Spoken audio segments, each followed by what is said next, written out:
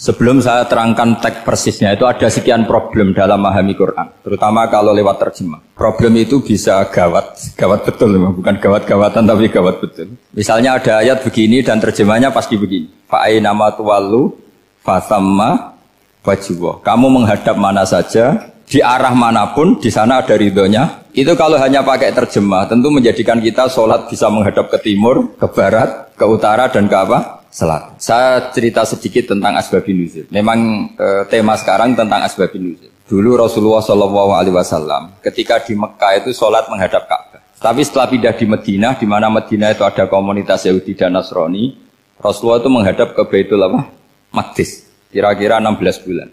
16 sampai 17 bulan. Semua riwayat itu kisarannya hanya 16 sampai berapa? 17 bulan. Sehingga orang Yahudi itu bilang begini, Muhammad ini baiklah, meskipun dia membawa agama baru tapi kiblatnya masih ikut kita, masih baik kan. Setelah 16 bulan Nabi diperintahkan Allah untuk menghadap ke Ka'bah. Fawal liwajhaka syatrul Masjidil Haram. Maka orang Yahudi itu berontak. Berontaknya adalah kiblat mereka ditinggalkan. Cara berpikir orang Yahudi itu kiblat mereka ditinggal. Sehingga mereka bilang mawallahum an qiblatihim allati kanu 'alaiha. Apa yang menjadikan umat Islam berpaling dari kiblat Baitul Maqdis. Kemudian mereka provokatif betul. Ini perlu diperjelas. Provokatif. Bilang begini. Inna Muhammadan tahayyara fi din. Muhammad ini bingung dalam beragama sehingga habis ngomong A ngomong B, habis kiblat Ka'bah, kiblat Baitul Maqdis. Sehingga dalam banyak tarikh disebutkan peristiwa kiblat itu terbanyak melahirkan orang murtad. Orang yang keluar dari Islam gara-gara provokasi orang Yahudi. Muhammad tahayyara fi din. Muhammad itu bingung dalam menentukan pilihan apa?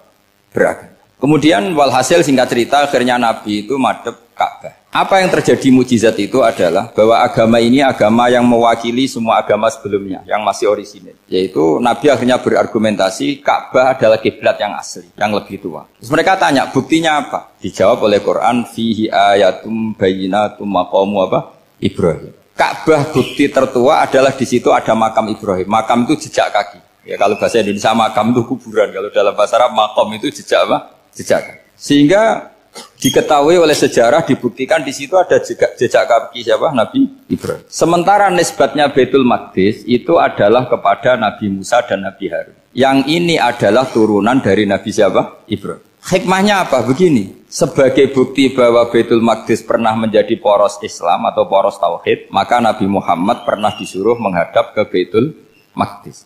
Buat inget-ingetan kalau ini pernah menjadi poros apa? Tahu? Tapi tetap tua-tuaan masih tua apa? Nah, kenapa tua Ka'bah tadi? Karena Ibrahim adalah Abul Anbiya, bapak dari para. Dan di situ ada jejak kakinya. Fihi ayatum bayyinatum maqam. Bukti itu belum cukup. Dibuktikan lagi bahwa Ismail kecil itu hidupnya di Ka'bah. Kita tahu sa'i bainas Safa wal Marwah adalah karena Siti Hajar sedang mencari apa?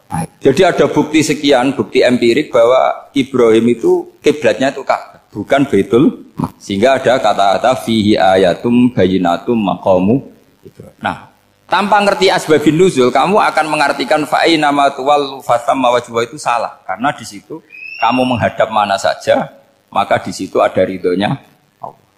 Maka para ulama memberi catatan, maksudnya begini, kamu menghadap kemana saja, asal itu yang diperintahkan Allah, maka di situ ada ridhonya Allah. Harus seperti itu maknanya, disesuaikan dengan konteks asbabun nuzul. Tanpa seperti itu tidak bisa. Dan masih banyak lagi kepentingan tentang asbabun nuzul. Jadi problem sekarang adalah banyak mufassir yang hanya mengartikan dari terjemah. Itu bahaya sekali. Sehingga ada orang yang menikah secara mut'ah. Itu kan mirip kayak transaksi zina. Mereka berdalil famastamta'tum bihi minhunna fa'atuhunna ujurahun. Perempuan yang sudah kamu nikmati yang penting kamu bayar. Terjemahnya seperti itu. Karena ujur itu jamaknya ujroh. Itu fatal sekali. Padahal ayat itu begini, settingannya begini, setting siakul kalamnya atau asbabun nuzulnya begini. Ini sekaligus, memang saya sengaja ngaji dengan tema yang berat, bentuk penghormatan pada yang ngaji. Kalau temanya ringan kan kayak TPQ. Begini asbabun nuzulnya begini. Wal muhsanatu minan nisa yang awal juz 5 itu, ya kita santai aja, yang awal juz 5 itu sebetulnya maktuf, diatafkan pada ayat hurrimat alaikum ummahatukum wa banatukum wa akhwatukum wa ammatukum wa kholatukum wa banatul akhi wa banatul ukhti. Jadi perempuan yang haram dinikah itu ada 7. Yang faktor nasab, yaitu siapa? Ibu, putri, saudara putri, bulik dari bapak, amah itu bulik dari bapak, kholah itu bulik dari ibu, keponakan dari saudara lelaki, keponakan dari saudara perempuan. Ini disebut haram karena nasab gen. Kalau orang Jawa bilang hanya 4 karena ngitungnya bulik baik dari bapak maupun ibu. Kalau orang Jawa bilang kan bulik terus keponakan dihitung 1. Padahal ada keponakan dari saudara lelaki, ada keponakan dari saudara apa? Perempuan. Wa banatul akhi wa banatul ukhti. Terus kedua haram karena rodok. Kita tahu dalam hukum Islam rodok adalah sama dengan nasab. Jadi ibu yang pernah menyusui kamu berarti jadi ibu kamu. Dan saudara sepenyusuan berarti menjadi saudara kamu. Ini disebut wa ummahatukumul lati arda'nakum wa akhwatukum minar radha'. Terus ketiga haram karena musaharah, karena besanan. Jadi pagi ini misalnya saya nikah dengan Sri, bilang qabiltu nikaha wa taswijaha bil mar'il madkur. Setelah nikah dengan Sri ini otomatis ibunya dia menjadi mertua. Otomatis haram saya apa? Nikah. Ini namanya haram karena musaharah. Atau kamu punya anak Zaid. Zaid pagi ini akad dengan Sri. Berarti Sri adalah menantu Anda. Otomatis haram bagi Anda. Itu namanya haram karena musaharah, karena bisanan. Itu yang disebut waroba apa haram-haram itu kan seterusnya itu wa ummahatu nisaikum. Apa ibu dari istri-istri kamu. Memang ini agak jelimet, tapi memang syaratnya mufassir harus biasa jelimet. Jangan hanya nyari partai, ayat-ayat untuk kepentingan partai. Wah itu ngeri. Kacau, Quran dipakai kampanye. Terus, itu berarti sudah 3 kan? Haram karena nasab, karena rodok, haram karena musaharah. Terus yang keempat ini, haram yang bukan karena sebab pada seorang perempuan, tapi karena istri orang. Disebut wal muhsanatu minan nisa. Haram menikahi perempuan yang masih milik orang lain. Nah, orang lain yang menikahi ini, istilahnya Allah adalah lelaki yang menikahi perempuan ini adalah lelaki sing muhsinina ghairu musafihin, secara nikah yang sah. Nah, nikah yang sah itu begini dalam hukum fikih Islam. Saya nikah dengan Sri, kalau hanya akad itu saya wajib bayar mahar hanya separuh. Jadi kalau saya janji bayar 1 miliar, berarti wajib bayar berapa? 500 juta. Kalau janjinya 100 juta, hanya bayar 50 juta. Itu yang wajib bil akdi. Nanti wajib sepenuhnya nunggu bil jima. Kalau sudah hubungan intim, baru wajib 100%. Jadi kalau ada di Jawa, nikah dengan seperangkat alat sholat, itu yang atasannya tok, itu wajib karena akad. Nanti bawahnya nunggu setelah hubungan apa? Intim. Nah, ini hukum Quran, bukan hukum saya. Makanya kan wa in talaqtumuhunna min qabli an tamassuhunna, saat terus fanis suma faradtum. Hanya wajib bayar setengah. Nah, perempuan yang sudah diajak hubungan intim itu kata Allah fa'atuhunna ujurahun, maka wajib kamu bayar pen. Jadi ayat itu tentang perempuan yang sudah dinikah, kita harus bayar berapa? Harus bayar penuh. Ini penting saya utarakan. Nah, problem kita sebagai orang Indonesia, ini juga problem Pak On, problem semua kiai. Mahar di Indonesia itu nggak bisa dibahas di Quran. Karena keterlaluan, kecilnya itu keterlaluan. Saya ini kan kiai, sering ngakatkan tuh sampai bosan, seperangkat alat sholat. Itu ngawur sekali, ini mbak-mbak harus nggak mau gitu. Saya provokasi minimal itu ya berapa? 100 juta berapa? Pantasnya berapa? Pantasnya berapa? 10 gram itu berapa nilainya? Kan 1 gram 500 ribu, baru 5. Ya sudah mendingan itu 10 gram. Quran itu bayangannya gini, sambil latihan, yang hafal-hafal biar latihan. Jangan dapat beasiswa karena hafal tapi nggak jelas juntrungannya. Quran itu bayangannya gini, ini nggak mungkin Quran ini bisa dibaca di Jawa. Wa in aradtum istibdala zawji makana zawji wa ataitum ihdahunna qintaran fala ta'khudhu minhu syai'a. Jika kamu nikah sama seorang perempuan, kemudian kamu cerai, maka mahar yang sudah kamu berikan jangan ambil lagi. Karena mahar di Arab itu mahal 100 juta, kadang mobil Alphard, kadang GMC. Sehingga setelah menceraikan tuh kebayang menarik. Kok enak, dulu saya memberikan itu kan karena dapat servisnya, sekarang sudah saya cerai, saya tarik. Kalau mahar di Indonesia kan seperangkat alat sholat. Jadi gak kebayang ada kalimat fala ta'khudhu minhu syai'a, jangan ambil lagi. Kebayang ngambil aja enggak? Apalagi kalau nikahnya sudah 2 tahun kan sudah lusuh, sudah. Tapi kalau di Arab itu kebayang karena mahal. Makanya orang Arab suka nikah orang Indonesia karena murah.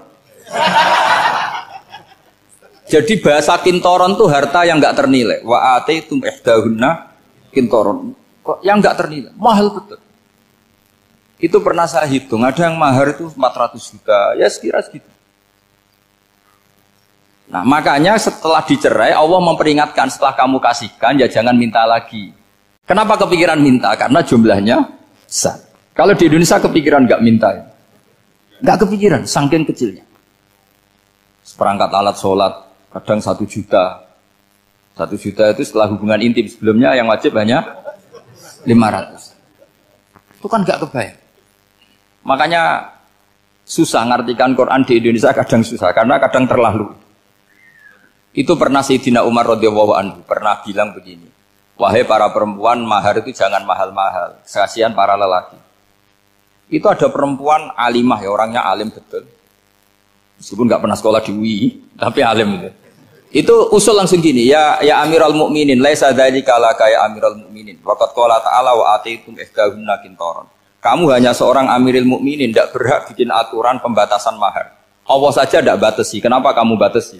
Sehingga dulu yang namanya nikahnya Sulaiman Agung atau Jamaluddin siapa Ratu Agung, kalau hadiah ya sampai tas mahal itu. Ini kan dari bahasa Arab mumtaz mahal. Mumtaz itu istimewa, mahal itu tempat. Dia punya istri yang sangat dicintai, dikasih hadiah mumtaz mahal. Terus ilat Jawa jadi apa? Tas mahal. Itu sama Mujidulil Albab kalah. Itu kalau cerai kan kepikiran minta lagi. Dikasihkan yang baru. Tapi kalau di Indonesia tidak mungkin karena apa tadi? Seperangkat alat sholat. Begitu nyari yang murah lagi.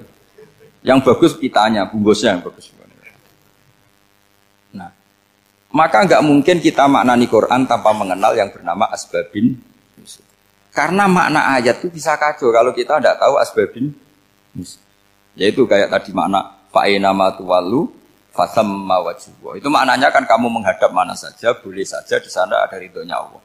Berarti kan bisa ke timur, ke selatan, ke utara, ke barat. Itu bahaya betul. Sehingga kata ulama harus mengkaji asbabin supaya porsi ayat ini sampai semana jauhnya itu kita tahu. Tanpa tahu itu tidak bisa. Begitu juga menyangkut kiblat.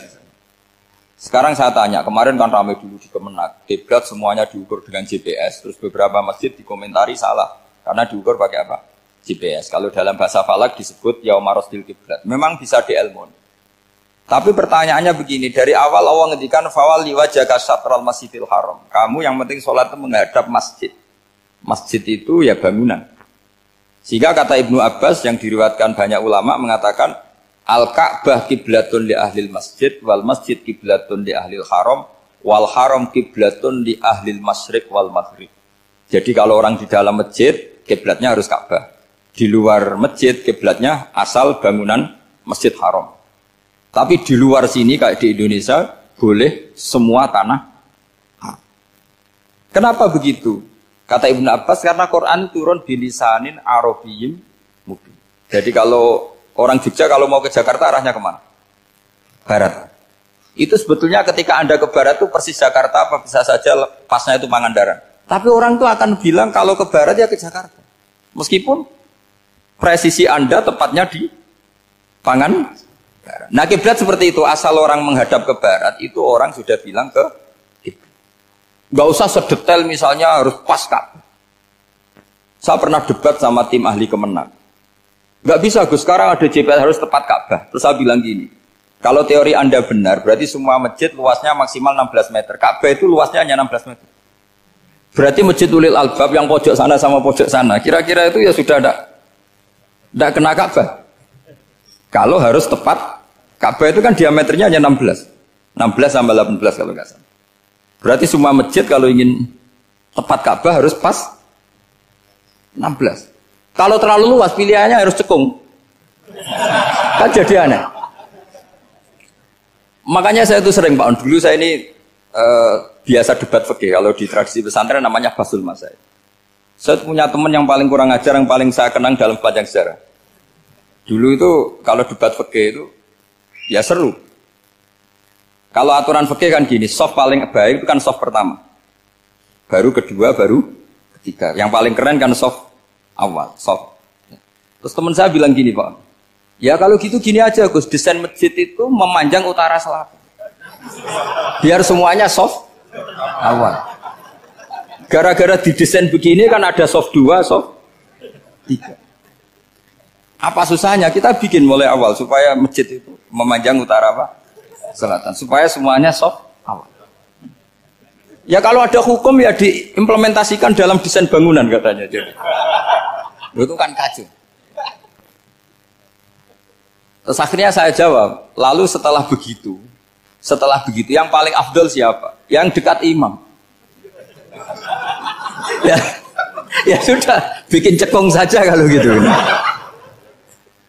Artinya gini ya, beragama itu yang sehat. Jadi beragama itu berdasar riwayat. Berdasar riwayat, pernah ada ulama yang hitung, Madinah menghadap Ka'bah itu ya tidak pas. Pernah dihitung pakai GPS.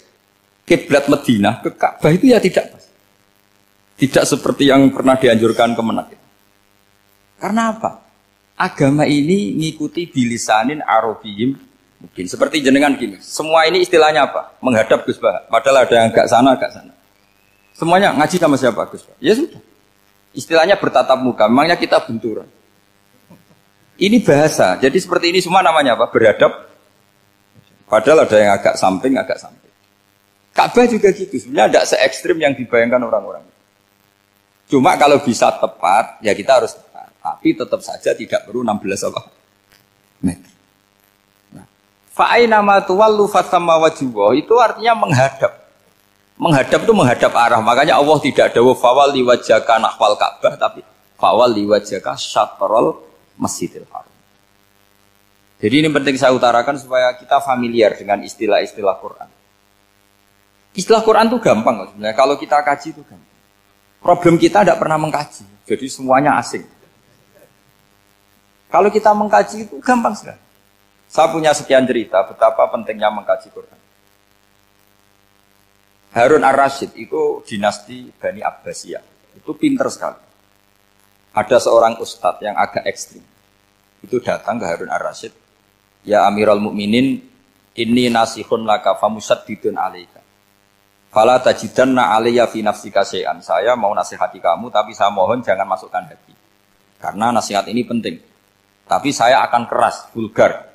Akan keras, kritik saya akan keras. Karena Anda sebagai Amirul Mukminin tidak pedes. Apa kata Amirul Mukminin Harun ar-Rasyid? Uskut ya Ustadz. Nah, sebagai riwayat uskut ya jahil. Kamu itu Ustadz bodoh, tidak usah banyak omong. Terus kita, kenapa saya bodoh? Terus dibacakan ayat faqula lahu qaulal layyina la'allahu yatadzakkaru aw yakhsha. Inna Allaha ta'ala qad arsala man huwa khairun minka ila man huwa syarrun minni. Wa ma'a dzalika qala ta'ala faqula lahu qaulal layyina. Allah pernah menugaskan seorang yang lebih baik ketimbang kamu, yaitu Musa dan Harun. Musa dan Harun adalah seorang nabi. Kepada orang yang lebih buruk ketimbang saya, yaitu Fir'aun. Itu saja etikanya faqula lahu qaulal layinan. Kamu kalau ngomong yang halus, yang baik, yang berperadaban, kok kamu sama saya mau kasar? Akhirnya ustadznya ternyata pinter kamu, ya pinter aku. Jadi semudah itu.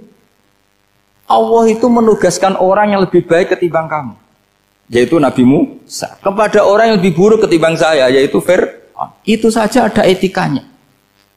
Kok kamu sama saya mau tambah etika? Mau main kasar hanya karena kamu merasa nasihat Anda benar? Jadi gampang sekali memahami Quran. Tapi lagi-lagi memang bagi ahlinya. Tapi ini saya bantu supaya sampean jadi ahli apa? Quran. Meskipun ngajinya sebulan sekali. Sudah sebulan sekali tidak punya kitabnya. Sudah. Jadi ulama dulu kalau belajar Quran itu gampang sekali. Saya berkali-kali cerita. Yang kitab saya baca di rektorat namanya Syajaratul Ma'arif. Itu kalau cerita bikin judul itu enak sekali. Babuna fil ibad bikulil bilad. Bab seseorang di mana saja hidupnya harus bermanfaat. Terus dalilnya itu hanya mengutip makalahnya Nabi Isa, wa ja'alani mubarakan ainama kuntu. Ciri utama seorang nabi apa? Saya di mana-mana adanya berkahi orang lain. Jadi berkah bagi orang lain. Maksudnya tidak jadi problem bagi orang lain. Artinya kamu hidup entah di Jogja seperti Pak Ono orang Jember, saya orang Rembang. Hidup di Jogja manfaat, di Jember ya manfaat, di mana-mana manfaat. Saya pernah di Korea seminggu ya manfaat. Saudara kita TKI yang di Korea ya manfaat, di sana bikin masjid, bikin apa? Karena ngendikane Allah menceritakan Nabi Isa siapa? Wa ja'alani mubarakan ainama kuntu. Saya adalah orang yang di mana-mana berkah. Artinya manusia eksistensinya harus seperti itu, hidup di mana saja berkah. Gampang sekali memahami Quran. Pernah Imam Syafi'i ditanya, kalau kamu nggak kehilangan air atau nggak ada air di satu daerah, cari-cari dulu sampai nggak ketemu. Setelah nggak ketemu air, baru kamu boleh tayam. Imam Syafi'i ditanya, apa dalilnya harus mencari dulu? Kalau nggak ada air ya langsung tayamum saja. Kenapa harus nyari-nyari dulu? Jawabnya Imam Syafi'i itu gampang sekali. Qala ta'ala falam tajidu ma'an. Kemudian kamu tidak menemukan air. Di mana-mana tidak menemukan setelah mencari. Kalau belum mencari namanya tidak tahu. Kan ayatnya kan falam tajidu ma'an. Kemudian kamu tidak menemukan air. Tidak menemukan tuh nyari dulu apa langsung ambil sikap? Nyari dulu, baru kesimpulannya tidak ketemu. Kalau belum pernah nyari namanya tidak tahu. Segampang itu ulama dulu memahami Quran karena konstruksinya utuh. Yaitu mereka tahu betul bahwa Quran itu bilisanin Arabiyim. Ketika Futuhat Syam, Syam dulu itu dikuasai tentara Romawi. Era Sayyidina Umar Futuhat. Yerusalem dikuasai tentara Islam. Itu awal Sayyidina siapa? Umar radhiyallahu anhu. Ketika Futuhat mau ada pesta besar-besaran. Tapi Umar menolak. Ketika menolak, kenapa Anda menolak? Beliau hanya baca ayat innallaha ta'ala ayyara qauman faqala adhabtum thayyibatikum fi hayatikumud dunya. Allah itu mengkritik satu komunitas kaum yang zaman di dunia menghabiskan semua kenikmatan. Maka kita tidak perlu syukuran besar-besaran. Jangan-jangan jatah kita di akhirat kita habiskan di dunia. Itu adhabtum thayyibatikum fi hayatikumud. Semudah itu. Semudah itu ulama. Rasulullah pernah dahar, pernah makan. Makan karena 3 hari gak makan, cara di Indonesia gak makan nasi, gak makan daging, sudah lama sekali. 3 hari Nabi hanya makan kurma dan air putih. Pernah Nabi gak makan roti sampai 3 hari. Kalau Indonesia mungkin gak makan nasi. Di hari ketiga, ada sahabat yang berbaik hati, Nabi disembelihkan kambing, dipotongkan kambing, Nabi disuruh dahar. Itu baru dahar setengah piring, Nabi berhenti. Ketika ditanya, setengah piring itu kan sudah kuat. Untuk sholat, untuk apa sudah kuat. Ditanya, ya Rasulullah kenapa berhenti? Bukankah engkau tidak makan ini 3 hari? Nabi menjawab, walatus alunna yauma idzin anin naim. Semua nikmat yang saya rasakan nanti ada pertanggungjawabannya. Makanya saya tidak ingin banyak-banyak. Wah itu kalau diterapkan di sini nggak populer. Makanya saya tahu gayanya ngaji Quran itu nggak siap dengan konsep-konsep Quran ini. Jadi segampang itu orang dulu. Nah karena apa ya itu tadi? Mereka tahu asbabun nuzul. Quran itu diturunkan dalam konteks apa? Lafat ini arahnya kayak apa? Mutlak muqayyadnya kayak apa? Muhkam mutasabihnya kayak apa? Nasah mansuhnya kayak apa? Nah sedikit saya cerita ini mungkin contoh terakhir supaya agak lama-lama, nanti bingung kalau lama. Yang bingung ya saya. Bingung cara memahamkan. Jadi kalau guru itu kan bingung cara memahamkan. Kalau murid bingung cara memahami. Gak tahu tingkat kebingungannya sama. Kalau guru itu bingung cara memahamkan. Kalau murid bingung cara. Jadi ini pertemuan 2 kelompok bingung. Jadi yang satu bingung cara memahamkan, yang satu bingung cara. Kalau orang ekstremis bingung cara merusak suasana. Itu gak benar itu. Ada loh. Rasulullah itu nabi. Itu paling pusing yang ngadepi orang-orang yang ekstrem. Karena apa? Cara berpikir itu lompatannya itu nggak tertib. Jadi Nabi itu cara berpikir itu kecerdasan nubuah. Sementara orang ekstrim cara berpikir itu kecerdasan nafsu. Bukan kecerdasan manusia. Kalau manusia masih baik nafsu. Misalnya begini, kalau dalam tradisi nubuah itu. Saya dengan Pak Anu berteman lama. Mulai tahun 2000 berapa. Itu kalau Pak Anu bertamu ke saya, harusnya tidak usah tak kasih makan. karena sudah dekat. Tapi kalau kenalan baru itu dikasih makan, disangoni. Jadi Nabi itu perilakunya agak unik. Akhirnya ada orang yang cara berpikir itu dangkal. Ya Rasulullah ini tidak fair. Yang iman lama tidak diservis, yang iman baru diservis. Cara berpikir Nabi begini. Orang Ansor itu kan sering memberi Nabi. Perjuangannya Nabi ditopang orang apa? Ansor. Donatur lah, kira-kira orang Ansor itu donatur. Donatur itu keren. Karena donatur itu artinya al-yadul ulya khairum minal yadis. Sehingga ketika Nabi sudah menguasai negara, menguasai Mekah Medina, sudah futuhat, itu orang Ansor tetap gak diservis. Yang diservis Nabi itu orang-orang baru masuk Islam, disebut wal mu'allafati qulubuhum atau Islam mu'allaf. Ada 1-2 orang yang protes, tentu yang gak pinter. Tukang protes pasti tidak pinter. Wong iskal-iskalnya sendiri, otaknya gak sampai-sampainya sendiri, orang lain disuruh jawab. Makanya di sini tidak ada tanya jawab, nanti iskal-iskal kamu sendiri, bingung-bingung kamu sendiri, saya disuruh jawab. Berarti Gus Pak gak mau ditanya, ya memang gak mau, karena tadi jawab sendiri aja, nanti pinter sendiri, kapan-kapan pinter sendiri. Akhirnya tanya begini, cara tanya gini, ya Rasulullah, ini gak fair. Orang sudah Islam lama setelah negara terbuka milik Anda, setelah kita menang, setelah kita menguasai negara, tidak kamu servis. Sementara yang baru Islam kamu, Nabi itu bertanya senyum-senyum, rileks saja. Lama-lama tambah ekstrim pertanyaannya. Kata Umar, ya Rasulullah saya beri izin untuk membunuh orang ini. Umar itu pikirannya karena mangkel lo Nabi. Nabi jangan. Kalau kamu bunuh, nanti apa kata orang banyak? Inna Muhammad dan yaqtul ashabah. Dikira Muhammad membunuh sahabatnya sendiri. Nabi masih mendengar. Komplainnya masih dengar. Lama-lama Nabi memberi penjelasan. Kamu ini orang Ansor. Kamu biasa memberi saya, memberi dana perjuangan. Memberi itu hebat. Saya tidak ingin menurunkan grade Anda. Grade sebagai pemberi, berarti kelasnya elit. Sekarang menjadi penerima. Itu tidak bagus. Itu betapa Rasul ini namanya kecerdasan nubuah. Kalau orang biasa memberi, biar memberi saja. Supaya dia tetap heroik, tetap patriotik, tetap keren. Karena mentalnya Jangan sampai dari mental memberi, kemudian mentalnya peminta. Jadi kalau Pak On jadi tim suksesnya Pak Jokowi itu ya tidak minta-minta. Kalau dulu kampanye ya kampanye saja. Biar memberi terus nggak pernah minta. Meskipun akhirnya ya gelong. Tapi Nabi dulu tidak gitu. Jadi orang Ansor itu nggak pernah diservis. Padahal jasanya kayak gitu. Supaya kelasnya tetap kelas elit, yaitu pemberi, penanggung jawab. Nabi nggak ingin orang Ansor turun grade menjadi penerima. Orang-orang yang cerdas nubuah menerima konsep Nabi seperti itu. Lo tanya sama Pak On, saya dadani terjemahan UI itu puluhan tahun sama Pak Jun. Itu beliau ke kontrakan saya ke rumah beliau. Tidak pernah berharap apa. Saya sangat tertutup. Bukan apa-apa ya, kalau ingin memberi saja. Kontribusi saya pada Al-Quran. Saya tidak kepikiran mendapat. Supaya heroik. Tapi orang-orang yang cerdas amatir tadi, ini gak fair. Wong yang memberi lama kok dapat servis sedikit. Nah, sekarang itu problem zaman akhir sudah mulai seperti itu. Nah, orang ini namanya Dzul Khuwaisirah. Ini yang nanti punya anak turun Khawarid. Khawarid itu orang yang ibadahnya hebat, tapi cara berpikir tentang nubuah salah. Nah, orang lagi Khawarid itu orang yang ibadahnya hebat, tapi cara berpikir nubuah salah. Nubuah itu unik. Nubuah itu cara berpikir tadi. Apa ya?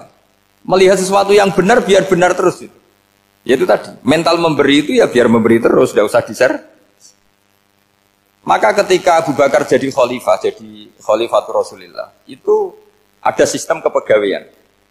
Itu gajinya Umar yang sudah Islam lama, gajinya Abu Bakar yang sudah Islam lama.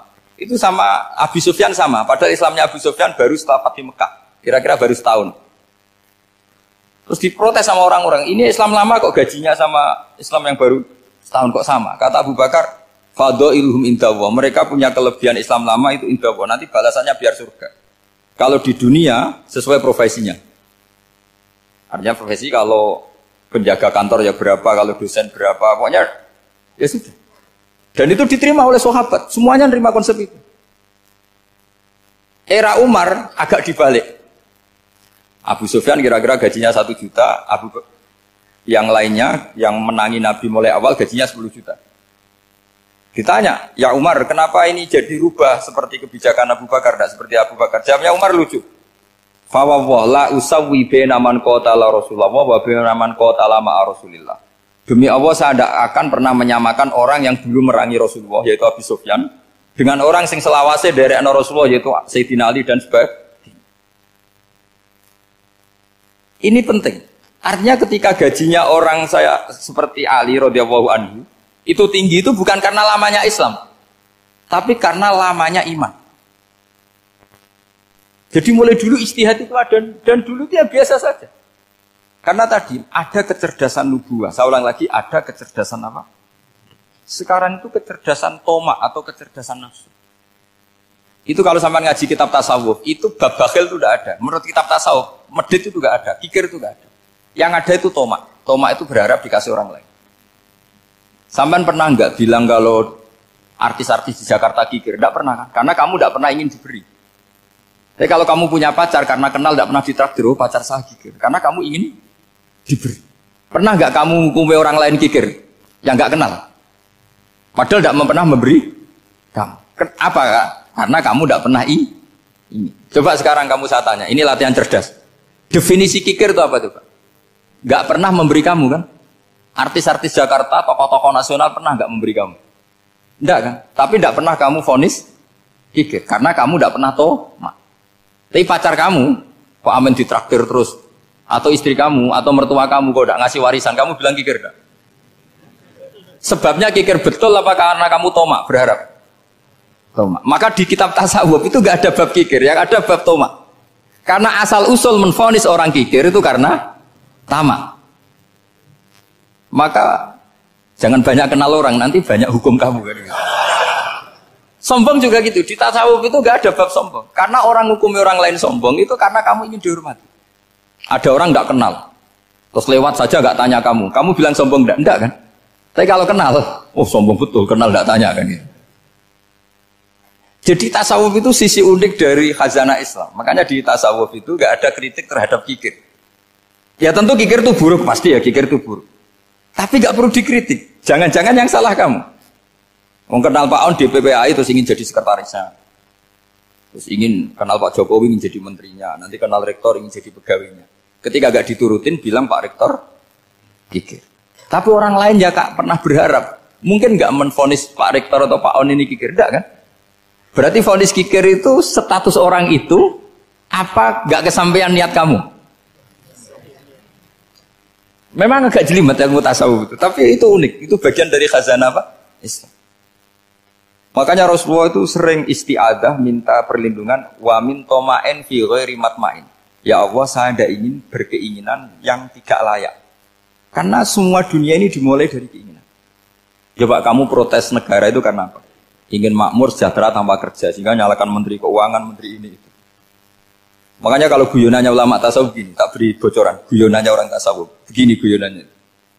Anta lam tajid min nafsika kullama turid fa kaifa turidu min ghairika kullama turid. Kamu yang punya keinginan saja tidak bisa memenuhi apa yang kamu inginkan. Kenapa keinginan itu kamu timpakan ke orang lain untuk memenuhi kamu? Wong kamu yang punya keinginan saja tidak bisa mewujudkan. Kenapa keinginan Anda kamu timpakan, bebankan orang lain untuk memenuhi keinginan Anda? Misalnya kamu, Gus saya ini goblok, tolong pinterkan. Wong kamu yang ini saja tidak bisa. Kok menyuruh saya? Jadi kalau tiap tasawuf itu unik.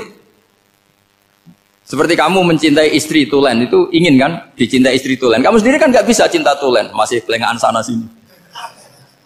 Kamu pacaran, ingin pacar kamu setia. Ternyata kamu bikin sekian alternatif. Kalau putus ini punya ini, putus ini. Tapi kamu ingin ini setia kan nggak fair.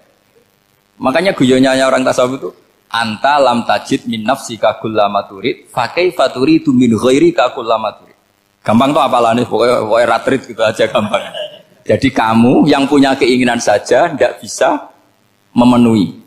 Kok orang lain disuruh memenuhi. Jika orang tasawuf itu malu betul. Misalnya saya kok ingin Pak On takdim sama saya itu kurang penggawean. Kalau saya ingin ditakdimi saya menakdimi diri saya sendiri.